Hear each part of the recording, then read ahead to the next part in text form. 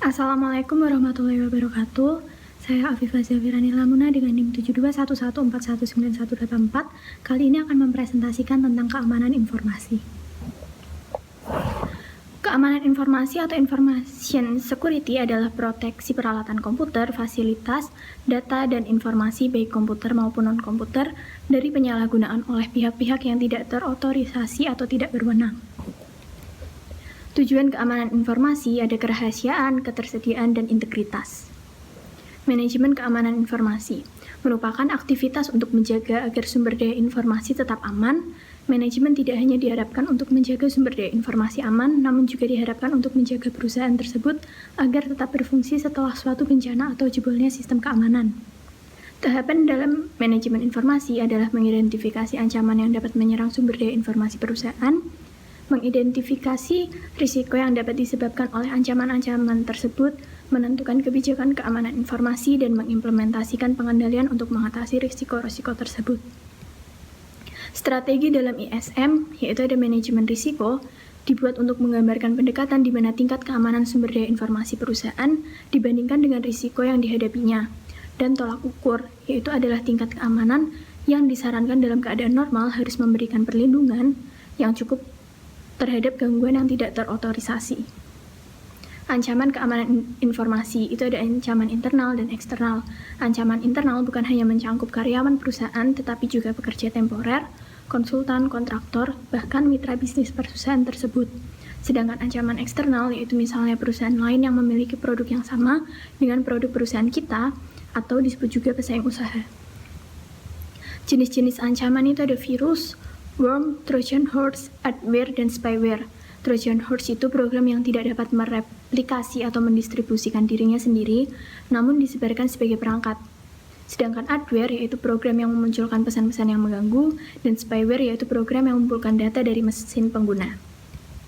Risiko keamanan informasi ada 4, yaitu interruption, interception, modification, dan fabrication.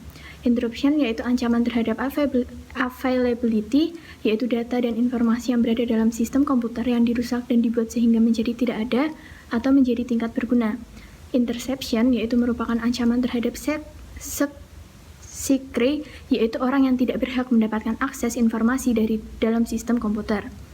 Sedangkan modification yaitu merupakan ancaman terhadap integritas, yaitu orang yang tidak berhak, tidak hanya berhasil mendapatkan akses, melainkan juga dapat melakukan pengubahan terhadap informasi. Sedangkan fabrication yaitu adanya orang yang tidak berwenang, meniru atau memalsukan suatu objek ke dalam sistem. Manajemen risiko. Manajemen risiko merupakan satu dari 2 strategi untuk mencapai keamanan informasi. Risiko dapat dikelola dengan cara mengendalikan atau menghilangkan risiko atau mengurangi dampaknya. Tingkat keparahan dampak dapat diklasifikasikan menjadi dampak yang parah, dampak signifikan, dan dampak minor. Dampak yang parah itu yang membuat perusahaan bangkrut atau sangat membatasi kemampuan perusahaan tersebut untuk berfungsi. Sedangkan dampak signifikan yaitu yang menyebabkan kerusakan dan biaya yang signifikan tetapi perusahaan tersebut tetap selamat. Sedangkan dampak minor yang menyebabkan kerusakan yang mirip dengan yang terjadi dalam operasional sehari-hari. Tabel tingkat dampak dan kelemahan.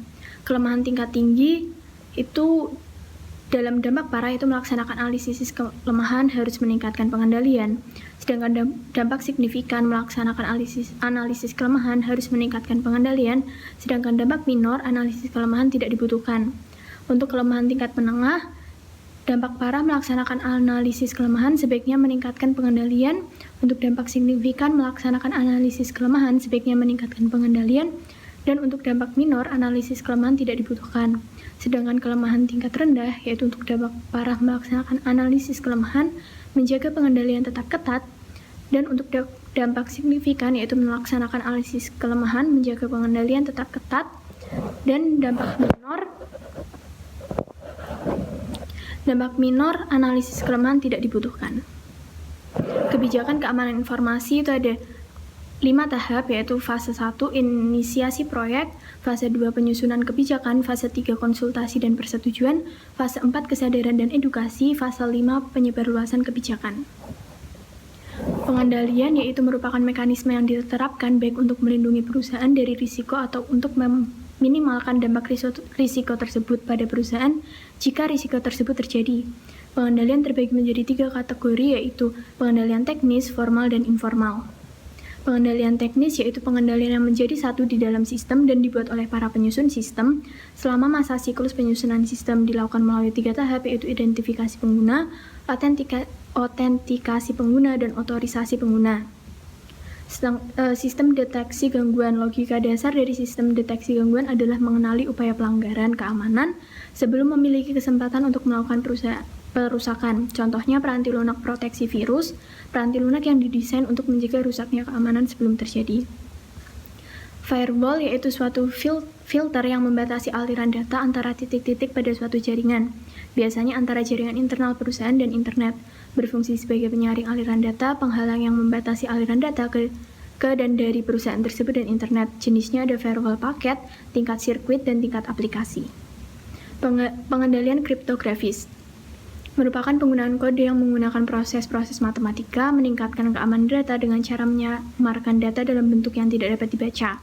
Berfungsi untuk melindungi data dan informasi yang tersimpan dan ditransmisikan dari pengungkapan yang tidak terotorisasi. Ada enskripsi dan deskripsi. Nah, kriptografi ini terbagi menjadi 3, yaitu simetris, asimetris, dan hybrid. Sedangkan untuk pengendalian fisik, yaitu peringatan yang pertama terhadap gangguan yang tidak terotorisasi adalah mengunci pintu ruangan komputer. Perkembangan seterusnya menghasilkan kunci-kunci yang lebih canggih yang dibuka dengan cetakan telapak tangan dan cetakan suara, serta kamera pengintai dan alat menjaga keamanan. Pengendalian formal mencakup penentuan cara berperilaku, dokumentasi prosedur dan praktik yang diharapkan, dan pengawasan serta pencegahan perilaku yang berbeda dari panduan yang berlaku.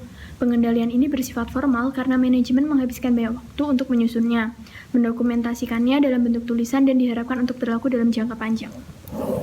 Sedangkan untuk pengendalian informal, yaitu mencakup program-program pelatihan dan edukasi serta program pembangunan manajemen, pengendalian ini ditujukan untuk menjaga agar para karyawan perusahaan memahami serta mendukung program keamanan tersebut. Pentingnya keamanan sistem, yaitu teknologi komunikasi modern yang membawa beragam dinamika dari dunia nyata ke dunia virtual, kurangnya keterampilan pengamanan yang dimiliki oleh pemakai, dan untuk menjaga objek kepemilikan dari informasi yang memiliki nilai ekonomis. Dukungan pemerintah dan informasi. Beberapa organisasi pemerintah dan internasional telah menentukan standar-standar yang ditunjukkan untuk menjadi panduan bagi organisasi yang ingin mendapatkan keamanan informasi. Beberapa standar ini berbentuk tolak ukur yang telah diidentifikasi sebelumnya sebagai penyedia strategi alternatif untuk manajemen risiko. Beberapa pihak menentu standar menggunakan istilah baseline dan bukannya benchmark. Organisasi tidak diwajibkan mengikuti standar ini, namun standar ini ditunjukkan untuk memberikan bantuan kepada perusahaan dalam menentukan tingkat target keamanan. Manajemen keberlangsungan bisnis. Manajemen keberlangsungan bisnis adalah aktivitas yang ditunjukkan untuk menentukan operasional setelah terjadi gangguan sistem informasi. Subrencana yang umum mencakup rencana darurat, rencana cadangan, dan rencana catatan penting. Sekian dari saya, terima kasih. Wassalamualaikum warahmatullahi wabarakatuh.